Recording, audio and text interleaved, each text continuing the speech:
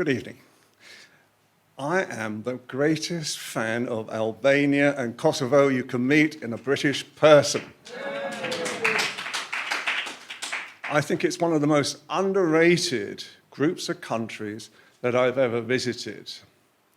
And our former speaker here, he's so correct when he's saying that the image of Kosovo, the image of Albania, is so important. And at times, I can remember all sorts of occasions when I've worked in both the countries. I've worked with the presidents, I've worked with the prime ministers, I've worked with all the heads of departments as well. But one of the biggest memories that I have was that one day I was taken to Kosovo. Basically, I used to drive 10 days at a time, and I'd be taken around all the important people to interview and so forth for an Albanian TV channel. And I came to this gentleman, and I think it was in one of the major cities in Kosovo. My memory doesn't quite remind me of the fact. And I sat down, and I'm supposed to be speaking to the mayor of this particular city. He doesn't speak English. I don't speak Albanian. And so there was going to have to be this translator happening between us all the time. And it's like a delayed reaction. And I was thinking to him, how do I connect with him?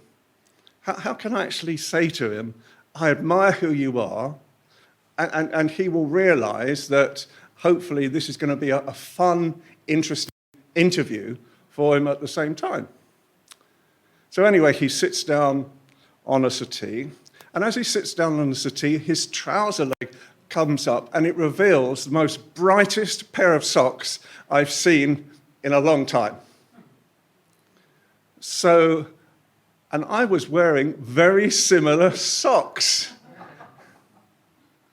And so I said to the interpreter, could you tell the mayor, we share the values of wearing bright socks on occasions like this. So she couldn't say it for laughing. And then she passed on this message to the mayor, and the mayor fell about on the sofa. And so we actually broke the ice on that particular occasion.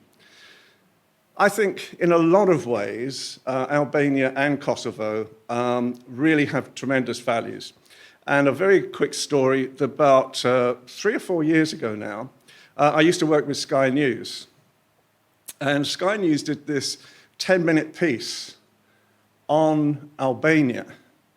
And it showed people going down the streets in carts and horses, and I'm thinking, oh my God, where am I going to, with this? And it was talking about child trafficking. It was talking about women being second-class citizens. It was the worst piece you'd ever see on Albania. So I was sent to Albania to actually try and do a delivery piece. And we actually created an hour-and-a-half documentary at the time, actually highlighting the true values of Albania. So when I get to Tirana, I'm thinking, I don't know what to expect. I don't know what to expect at all. And I'm expected to be picked up in a cart and horse or something and be taken into Tirana. And I get picked up in a modern car, and we're arriving first thing in the morning, and I'm looking around, and I'm thinking, there's a lot of cars. There's a lot of cars, queuing up to get to their offices. And there's a BMW, there's a Mercedes. All the cars were such high-end, expensive cars. And then all the adverts that you see on the neon lights were all in English.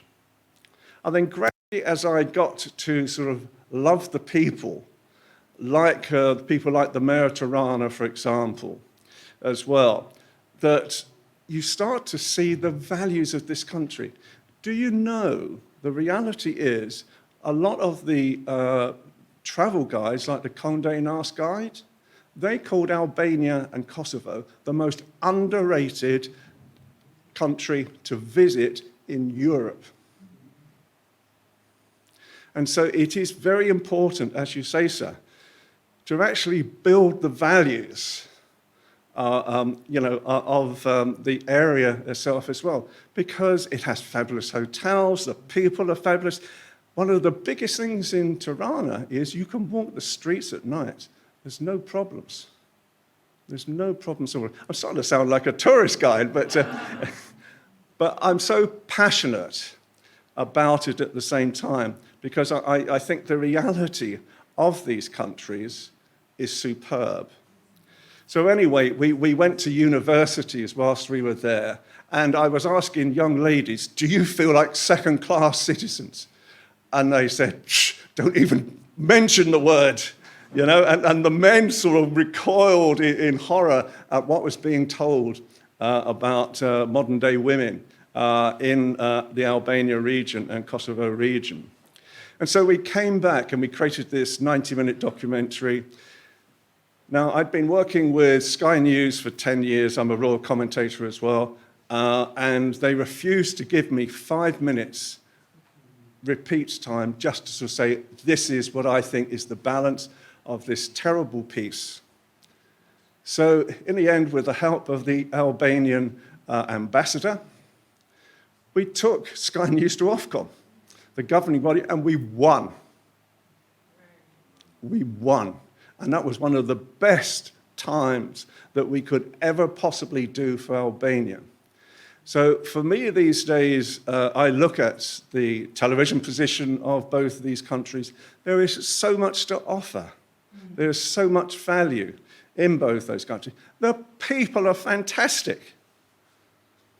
And so when it is very easy for me on a night like this to actually talk about the image of Albania and Kosovo and really compliment it. And I hope tonight you'll learn a little bit more about it and go and visit. It's fabulous. Thank you.